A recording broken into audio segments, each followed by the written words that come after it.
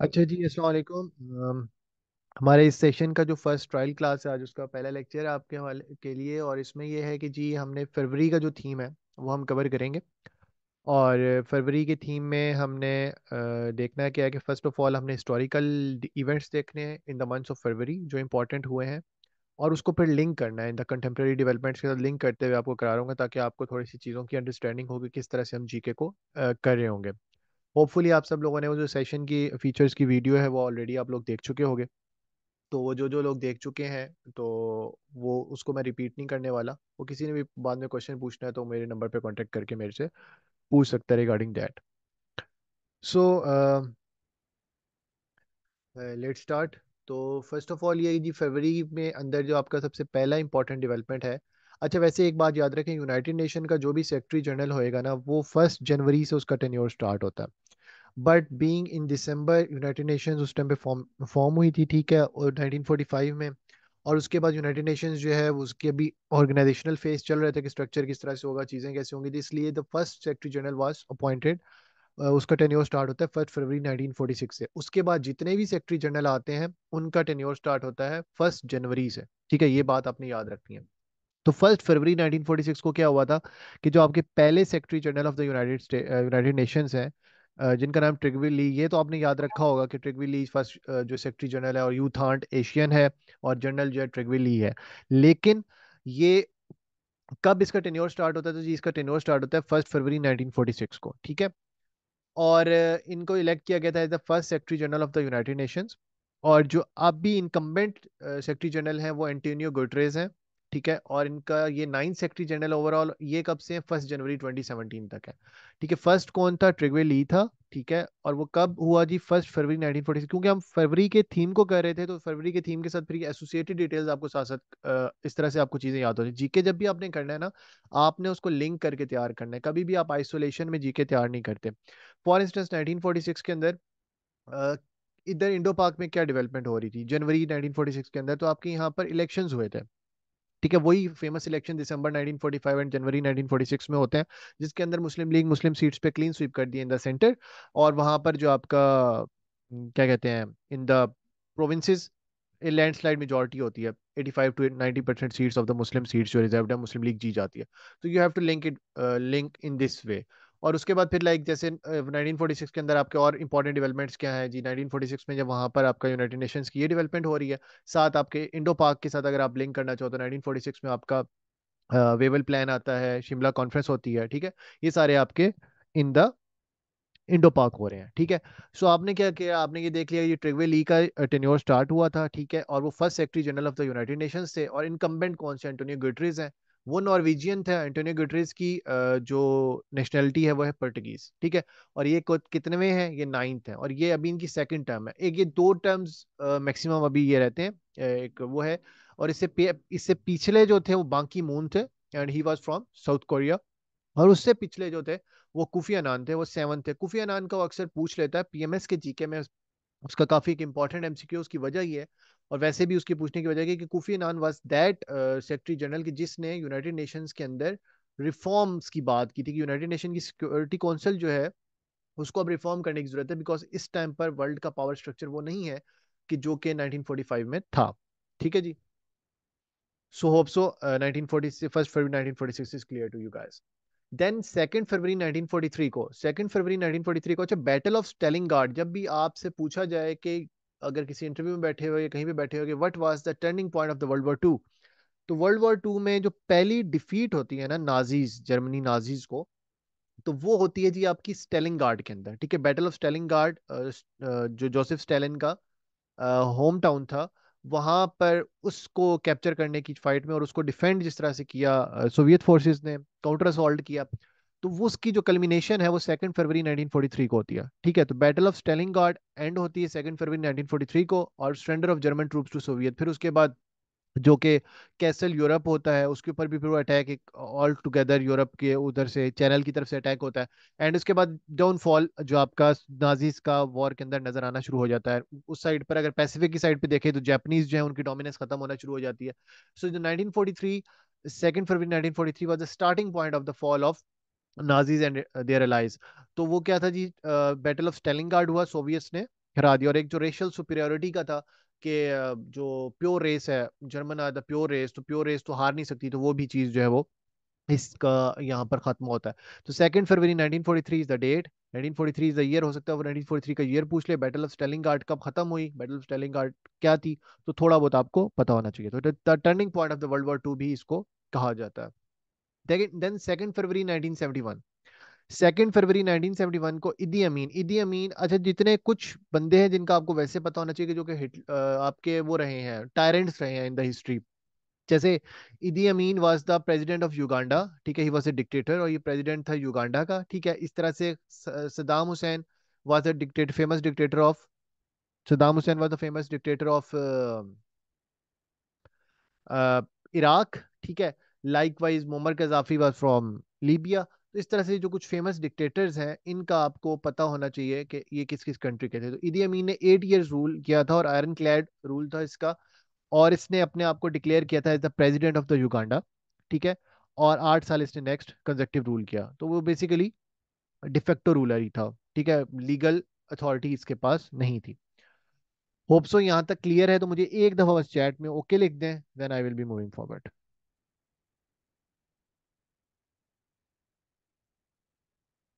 Okay.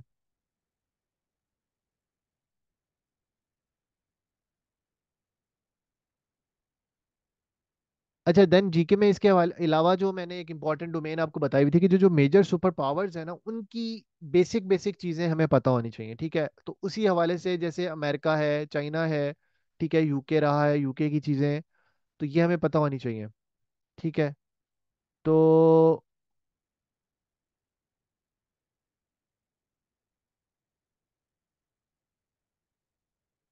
Kindly video अपनी of रखें सब।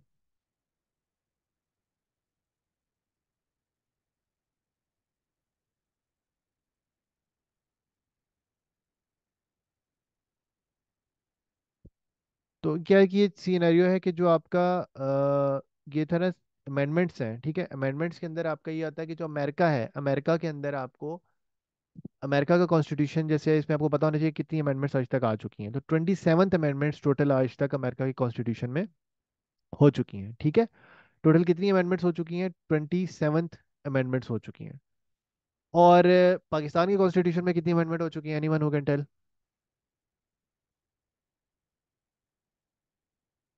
जो कि अप्रूव हो चुकी हैं बेसिकली, इंट्रोड्यूस तो काफ़ी हुई हैं। 26।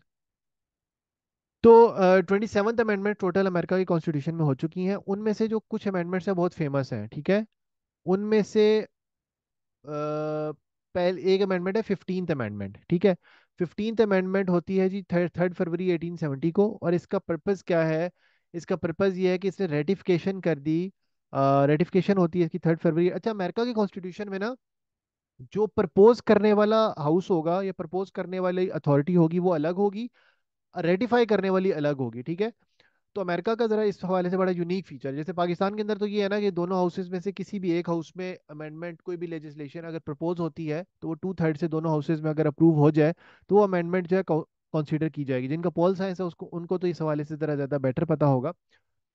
लेकिन अदर देन दैट ये है कि जब आपका 2/3 से प्रपोज करेंगे houses of the Congress, any house can propose, और उसकी फिर रेटिफिकेशन जो होनी है ना, वो फिर स्टेट्स के लेजिस्लेचर्स ने करनी है। अगर 3/4 लेजिस्लेचर उनको अप्रूव कर देते हैं तो फिर वो अमेंडमेंट कंसीडर हो जाएगी। तो जो ratification of the 15th amendment है वो ये कहती थी कि किसी भी कलर या रेस की बिना पर, बेसिकली उस टाइम पे अबॉलिशमेंट ऑफ वो हुई थी, स्लेवरी हुई थी इसी डेकेड में 1860s के अंदर। तो उसके बाद ये अमेंडमेंट आती है कि जितने भी लोग होंगे, चाहे वो किसी भी कलर या रेस से होंगे, उनको वोट देने का इख्तियार होगा। तो ये बेसिकली यूनिवर्सल सफरेज की तरफ एक कदम था अमेरिका का। और ये 3 फरवरी 1870 को होता है, और इसका ratification of 15th amendment America के कॉन्स्टिट्यूशन में। तो अब इसके साथ एसोसिएटेड डिटेल्स आपको कितनी पता चली कि अमेरिका की 27 अमेंडमेंट्स हो चुकी हैं, कम्प्लेक्स प्रोसीजर है अमेंडमेंट का, तो ये साथ साथ आपको पता चल रहा होता है। ठीक है। इसके बाद 3 फरवरी 1913 को, अच्छा 3 फरवरी 1930, अच्छा 1913 में एक इवेंट हुआ था, ठीक है, इंडो पाक के अंदर। क्या था वो? Related to a famous personality कह सकते हैं आप। पॉलिटिकल पार्टी के हवाले से भी एक इंपॉर्टेंट डेवलपमेंट है। 1913 में मुस्लिम लीग ने अपने ऑब्जेक्टिव चेंज किए थे, कायद आजम ने मुस्लिम लीग को ज्वाइन किया था, ठीक है। और 1913 के अंदर क्या हो रहा है कि अमेरिका के अंदर 16th अमेंडमेंट हो रही है कॉन्स्टिट्यूशन के अंदर। और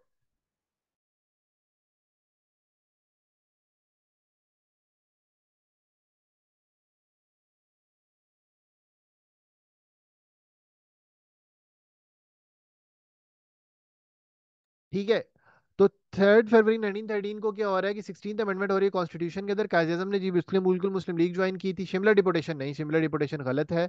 शिमला डिपोटेशन तो 1906 में हुआ था। रिवाइज करें अपनी चीज़ों को, शिमला डिपोटेशन तो पुराने होगी बहुत भाई, 7 साल पहले की बात है वो तो। उसके बाद तो मुस्लिम लीग बना दी थी ना हमने।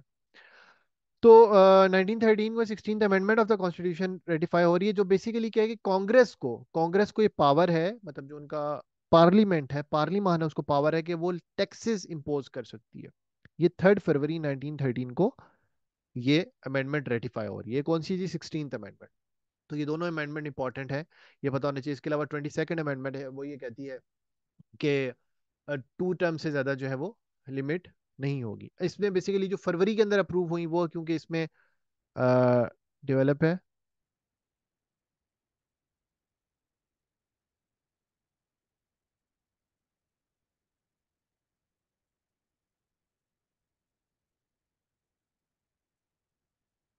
अच्छा, वॉइस वगैरह का किसी को कोई इशू तो नहीं है?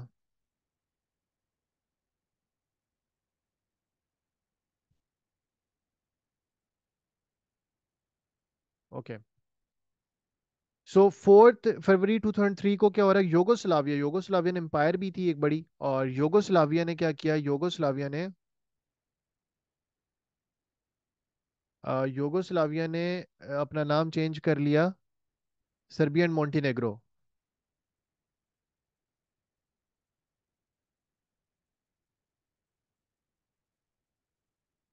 ठीक है, योगोस्लाविया ने अपना नाम ऑफिशियली चेंज कर लिया सर्बियन मोंटेनेग्रो। ठीक है, तो ये कब हुआ? 4 फरवरी 2003 को।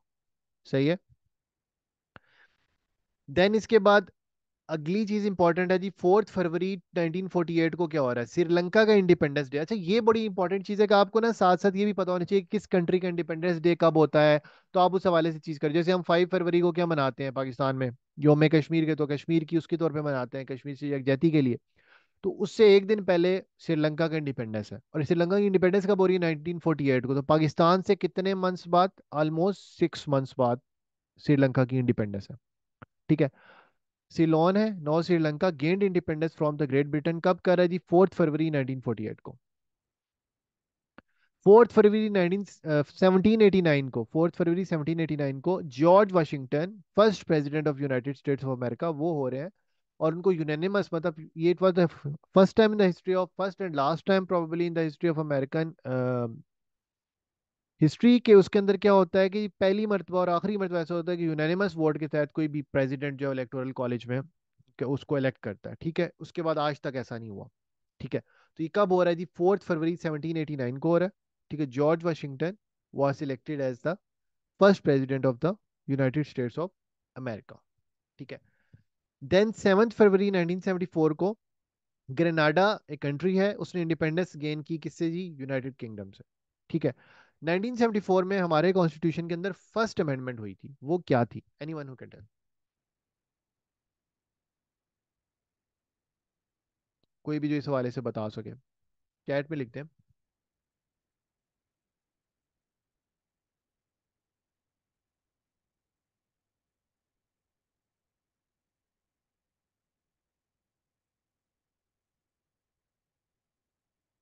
First amendment of the Pakistan constitution से मैंने पूरे के पूरा आप लोगों को, जो प्रॉपर बैच में इनरोल होंगे, अभी कॉन्स्टिट्यूशन वाला हमारा ईडीएस वगैरह चल रहा है, तो कॉन्स्टिट्यूशन वगैरह वाला जो है उसमें कवर हम करेंगे proper.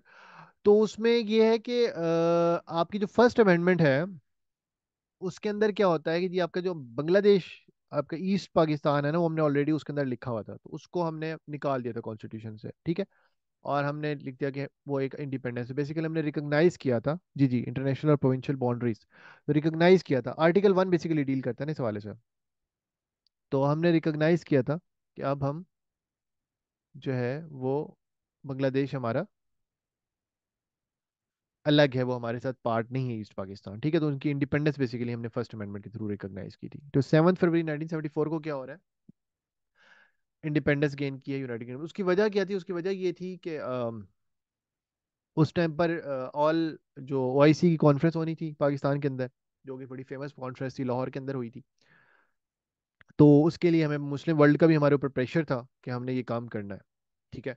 So this that's why we did it. तो यहाँ तक क्लियर है।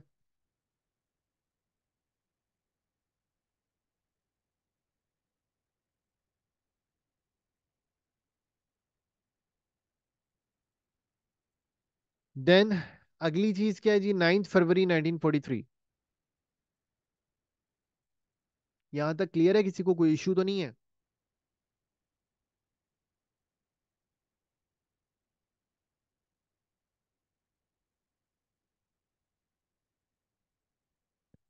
अच्छा, 9 फरवरी 1943 जी, बैटल ऑफ गुडल कैनाल है। ये बेसिकली सोलोमन आइसलैंड्स के अंदर, पैसिफिक के अंदर एक बैटल कैनाल था, आइलैंड था, सदर्न आइलैंड था सोलोमन आइलैंड के अंदर। तो बैटल बेसिकली जो आपकी फाइट है ना, अटलांटिक के अंदर आपकी फाइट थी।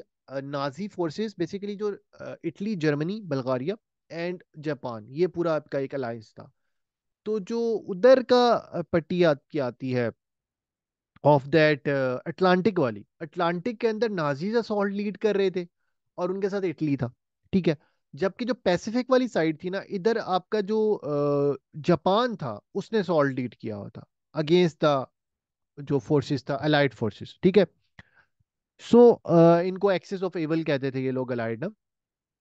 तो क्या हुआ कि जो बैटल ऑफ गुडल कैनाल था, ये बेसिकली जापानीज फोर्सेस थे, ठीक है। जापानीज ने पूरा का पूरा आपका ये जो पैसिफिक था इस पे कर लिया था, फिर अमेरिका जब इन्वॉल्व हुआ तो फिर जंग का पासा पलटा।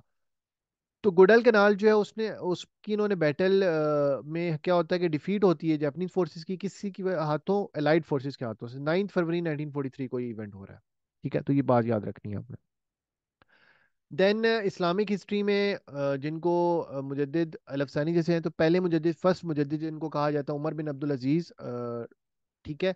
और ये उमैया डायनेस्टी में कैलिफ थे। और इनका टेन्योर 2.5 साल का है, जिसको उमैया डायनेस्टी के अंदर वाहिद टेन्योर कहा जाता है, कि जिसके अंदर जो है रिलेटिवली पीस नज़र आता है और अच्छी रिफॉर्मेटिव टेंडेंसीज नज़र आती हैं। तो एक शॉर्ट सा टेन्योर था 2.5 साल का, और जिनके ऊपर कोई क्रिटिसिज्म भी नहीं मिलता इन द हिस्ट्री। तो ये 2.5 साल का टेन्योर है, और ये 22 सितंबर 717 को इनका टेन्योर स्टार्ट होता है, 22 सितंबर 717 से 9 फरवरी 720 कैलेंडर ईयर तक, ठीक है। और इनको फिफ्थ कैलिफ भी कहते हैं और उमर टू भी कहते हैं। और उनकी डेथ जो है बेसिकली 9 फरवरी 720 को हुई है। और कहाँ पर हुई है, डेमेस्कस में हुई है। तो ये एक इस्लामिक हिस्ट्री से भी एक चीज़ in the month of February आपके लिए है। फिर इसके बाद 12 फरवरी 1818 को क्या होता है कि जी, चिली ने इंडिपेंडेंस डिक्लेयर की थी from Spain. Chile is the country in the South America. उसने इंडिपेंडेंस डिक्लेयर की थी किस कंट्री से, स्पेन से, ठीक है।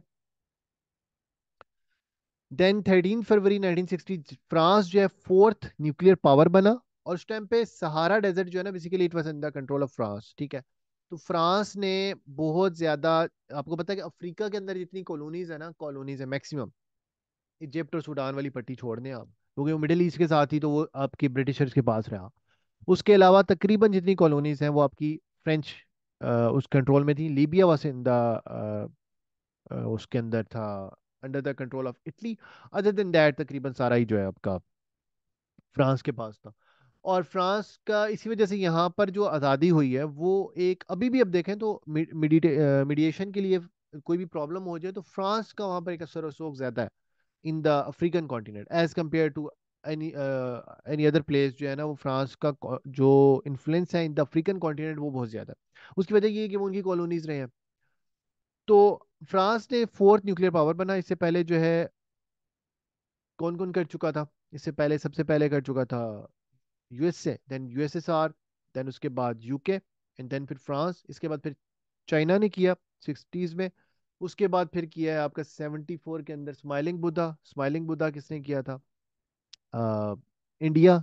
देन उसके बाद 1998 में, 1998 में पाकिस्तान, ठीक है। एंड देन फिर उसके बाद नॉर्थ कोरिया। तो these are the 8 declared ones, बाकी जो है वो फिर लगा जाता है। तो बाकी इसराइल का है, लेकिन इसराइल इज नॉट डिक्लेयर नहीं किया हुआ इसराइल ने, लेकिन ये है कि इसराइल के पास कैपेबिलिटीज हैं। 15 फरवरी 1989 को withdrawal of the last Soviet troops from Afghanistan होता है, ठीक है। 15 फरवरी 1989 को क्या हो रहा है जी, लास्ट सोवियत ट्रूप्स जो है वो अफगानिस्तान को छोड़ है। यहाँ तक क्लियर है?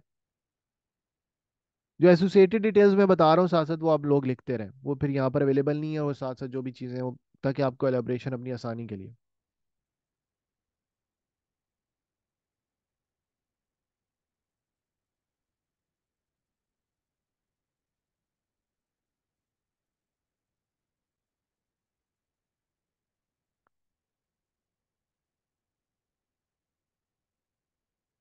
ठीक है। देन 16 फरवरी 2005 को क्योटो प्रोटोकॉल, आफ्टर 8 ईयर्स की डेलिब्रेशन के बाद, हालांकि इंट्रोड्यूस तो ये कॉप 3 में हो गया था 1997 में, लेकिन 8 ईयर्स की डेलिब्रेशन के बाद ये 2005 में, इसका बेसिक पर्पस क्या है कि जो ग्रीन हाउस गैसेज की इमिशन है उसको कम करना है, और उसके लिए पूरा मैकेनिज्म देता है क्योटो प्रोटोकॉल। ये हम अपने इन्वायरमेंटल साइंस वाला जब पोर्शन करेंगे तो उसके अंदर हम बड़े डिटेल में इन तमाम चीज़ों को, जो इन्वायरमेंटल थॉट है उनसे रिलेटेड एमसीक्यूज उनको कर रहे होंगे, लेकिन यहाँ पर पर्पस क्या बताने का आपको कि 16 फरवरी 2005 को क्योटो प्रोटोकॉल जो है वो वेंट इनटू इफेक्ट किया, ठीक है। तो वो स्टार्ट जो है मतलब इसके बाद जो है वो स्टार्ट हुए प्रॉपर्ली, जिसमें तमाम पार्टीज एग्री हो गई, ठीक है। उसके बाद 14 फरवरी 1483 को बाबर, जहीरुद्दीन बाबर, अंदीजान फरगाना, ठीक है, इट्स द बर्थ प्लेस है उज्बेकिस्तान में, करंट उज्बेकिस्तान में ये मौजूद है। और ये यहाँ पर बाबर जो मुगल एम्पायर का फाउंडर, उसकी बर्थ होती है। अच्छा, बाबर को किंग विदाउट किंगडम भी कहते हैं, पता है आपको ये बात? उसकी वजह ये है कि एक टाइम इस पर ऐसा भी आया कि जब इसके पास कुछ भी नहीं बचा था, समरकंद और बुखारा की फाइट के लिए आगे जाता है, और समरकंद और बुखारा जो है पहले कैप्चर कर लेता है। फिर समरकंद और बुखारा से जब इसको डिफीट होती है तो वापस आता है, वापस आकर अपने फरगाना के स्टेट पर जाता है कि फरगाना मुझे मिल जाए, लेकिन फरगाना भी कैप्चर हो चुकी होती है। तो फिर उसके बाद ये इधर उधर फिरता रहता है अपने छोटे से जो फौज होती है उसके साथ। फिर इसको जो ईरानियन किंग है वो सपोर्ट करता है, फिर ये काबुल कंकर करता है, फिर ये दोबारा वहां पे कोशिश करता है किस तरह से अपने जो वाले समरकंद और बुखारा, बिकॉज ही वाज, इसको लिए प्राइज एक वो एरिया था ना, जैसे कोई बंदे का ड्रीम होता है कि मैंने वो एरिया कंकर करना है, लेकिन वो ये नहीं कर पाता, बिकॉज इसके जो एंसिस्ट्रल फादर थे अमीर तैमूर लैन, उसने ही वो दोनों सिटीज बनाए थे, तो वो नहीं कर पाता, फिर ये इंडिया की तरफ रुख करता है, और फाइनली फिर इंडिया 1526 में कॉन्कर करता है बाय डिफीटिंग इब्राहिम लोदी, और 12,000 इसके पास सिर्फ मैन पावर होती है। और ये 21 अप्रैल 1526 को ये वाक़या होता है। और जब किसके मुकाबले में जो इब्राहिम लोदी है उसकी फौज जो है वो 1 लाख होती है, लेकिन ये gun powder for the very first time use होता है इस वॉर के अंदर। तो इस तरह से ये कर जाता है, इधर फतह हासिल करता है। फिर उसके बाद 1527 में बैटल ऑफ कनूज होती है, और 1530 में 4 साल सिर्फ ये अपना एंजॉय कर पाता है अपना टेन्योर, एंड देन इसकी डेथ हो जाती है। तो यहाँ तक क्लियर है आपको?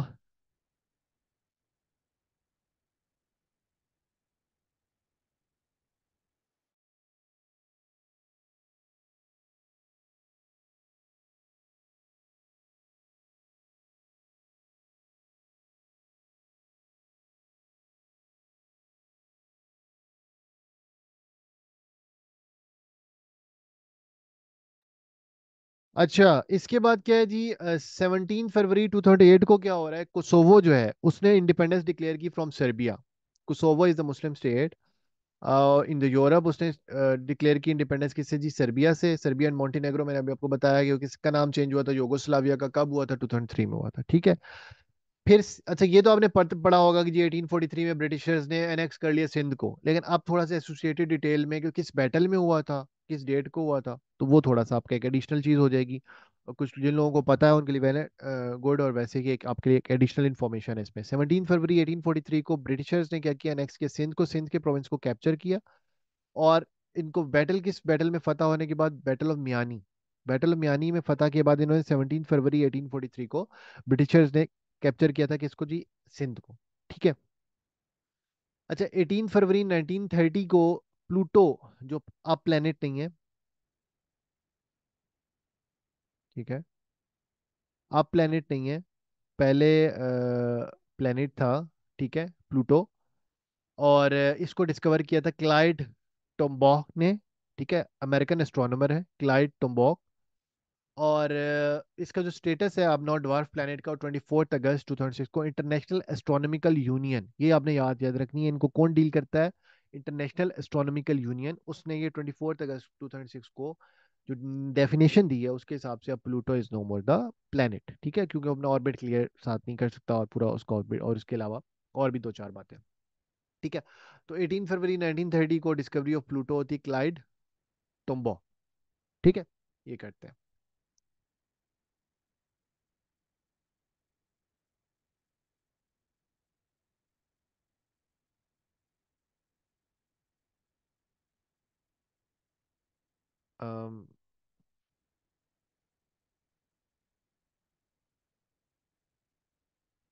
काइंडली मुझे क्वेश्चन समझ नहीं आया आपका, खैर। तो किसी का कोई क्यूरी वगैरह है वो फिर क्लास जब लेक्चर एंड हो जाए तो तब पूछ ले, और उसके अलावा अगर किसी को कोई टाइमिंग का कोई इशू है, जो भी चीज़ है वो फिर आप इनबॉक्स करके पूछ सकते हैं, या एंड में आफ्टर जब लेक्चर मेरा कंप्लीट हो जाए। उसके अलावा कोई टॉपिक रिलेटेड चीज़ है तो बताते रहे। अच्छा, देन इसके बाद क्या है जी आपका 19 फरवरी 1878, 19 फरवरी 1878 को अमेरिकन इन्वेंटर थॉमस एडिसन जो है उन्होंने फोनोग्राफ जो है इक्विपमेंट है उसको पेटेंट किया था, ठीक है। और 1878 के अंदर ही मैं फर्दर जो आपको जब करवाऊंगा इंडो पाक हिस्ट्री, तो उसके अंदर फर्दर इसको चीज़ें करेंगे, ठीक है।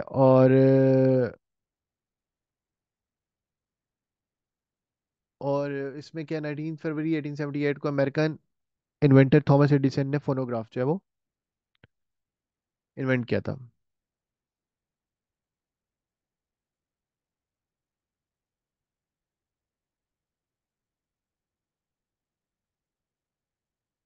ठीक है। देन 25 फरवरी 1916 को बैटल ऑफ वर्डोन, ये बड़ी इंपॉर्टेंट बैटल थी, म्यूज रिवर। अच्छा, म्यूज रिवर कहाँ पर है? Meuse river in the France, France के म्यूज रिवर के साथ ये बैटल हुई थी। वहां पर हुई थी, 9 मंथ्स की बैटल थी between the Nazi German sorry Germany और फ्रांस के दरमियान थी। और इन दी एंड जो है वो फ्रांस ने न्यूट्रलाइज कर लिया था इस वॉर को। लेकिन ये 10 मंथ्स की वॉर थी, और तकरीबन 3 लाख डेथ्स दोनों साइड से जो है मिलती हैं, और इसके अलावा तकरीबन 8-9 लाख इंजरीज, ठीक है। तो ये 9 मंथ्स की जो है सबसे बड़ी जो है बैटल होती है 21 फरवरी 1916 को। 24 फरवरी 2022 को तो वैसे ही तकरीबन सबको ही पता है, बहुत ही फेमस अब तो डेवलपमेंट ही है। वो ये कि रशिया अभी कंटेम्प्रेरी डेवलपमेंट है, तो इसलिए हम सबको इस वाले से आइडिया है, रशिया की ने जो है इन्वेजन की थी किसकी जी, यूक्रेन की, ठीक है। और 27 फरवरी 1951 को 22nd अमेंडमेंट हो रही है जी यूएस के कॉन्स्टिट्यूशन में, जिसके तहत जो आपके प्रेसिडेंट्स हैं ना उनकी अब टर्म लिमिट 2 दफ़ा होगी। इससे पहले होता ये क्या है कि वो वॉर क्राइसिस क्राइसिस टाइम था, तो उसमें सिर्फ एफडीआर, फ्रैंकलिन डी रूजवेल्ट, वो 4 दफ़ा प्रेसिडेंट बने, ठीक है। उससे पहले ये था कि प्रेसिडेंट खुद 2 से ज़्यादा दफ़ा नहीं बनते थे, ठीक है। वो खुद ही जिसको कहते हैं ना एक सेल्फ रिस्ट्रेंट का मुजाहरा, कि उसके बाद वो कैंडिडेट नहीं होते थे, तो उससे पहले प्रेसिडेंट्स का ये रूल और नॉर्म थी। लेकिन जब 22nd अमेंडमेंट आई ना यूएस के कॉन्स्टिट्यूशन में, तो उसके बाद ये बात समझें कि कॉन्स्टिट्यूशन में लिख दी गई कि अब जो है 2 से ज़्यादा दफा प्रेसिडेंट कोई भी नहीं बन सकेगा, ठीक है। होप सो यहाँ तक क्लियर होगा। जो डेज वाला पोर्शन है ना वो हमने आज के लेक्चर में सेकंड हाफ में ही करना है, मतलब इसके बाद लाइक 2-3 मिनट्स और भी हम बात करेंगे। उसके बाद I will be giving break to you guys for like 5 minutes, ठीक है। एंड देन उसके बाद फिर जो हमने इंटरनेशनल डेज हैं इन द फरवरी मंथ वो हम करेंगे। वो करने के साथ ही उसको लाइक 20-25 मिनट्स में वो करेंगे, एंड देन उसके बाद आखिरी जो 10-15 मिनट होंगे उसमें जो भी आपकी क्यूरीज हैं वो हम देख रहे होंगे, ठीक है। अच्छा,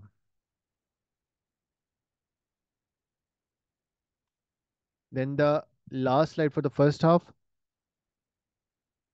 यार ये सारे क्वेश्चंस एंड में बताता हूँ ना, अभी लेक्चर पे फोकस करने दें प्लीज। 27 फरवरी 1933 को राइट स्ट्राइक जो जर्मन पार्लियामेंट बिल्डिंग है,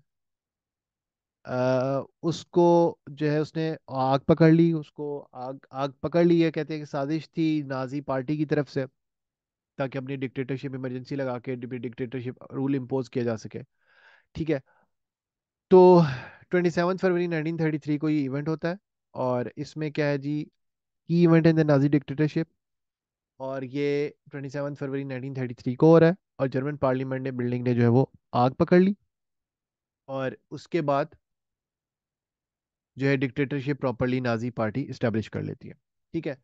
अच्छा, इसके बाद ये बड़ा इंपॉर्टेंट डेवलपमेंट, और ये अभी जो पिछला पीएमएस हुआ था 23 वाला, उसके अंदर ये एमसीक्यू आया भी था 28 फरवरी। बेसिकली वो आया इस तरह से था कि कौन सा पॉप था जिसने रिजाइन किया था। तो ये पॉप बेनेडिक्ट थे, 16th पॉप, इन्होंने रिजाइन किया था। और ये पहले पॉप थे जिन्होंने ग्रेगरी 12 के बाद, जो 14-15 में जिन्होंने रिजाइन किया था, उनके बाद ये पहले पॉप बने। और ये कब किया? 28 फरवरी 2013 को। तो ये आपने ये बात याद रखनी है। पॉप बेसिकली कैथोलिक जो चर्च है वेटिकन सिटी के अंदर, रोम में, उसका वो है कस्टोडियन होता है। ठीक है। 28 फरवरी 1922 को इजिप्ट को डिक्लेयर कर दिया गया था एज एन इंडिपेंडेंट कंट्री। ठीक है। अच्छा, सो होप सो आप लोगों को यहाँ तक क्लियर होगा। अब ये है कि आप लोग ब्रेक करेंगे, और लाइक 1 मिनट हम और देख लेते हैं चीज़ों को। इसके बाद आप लोग ब्रेक करेंगे, और ब्रेक के बाद आप लोग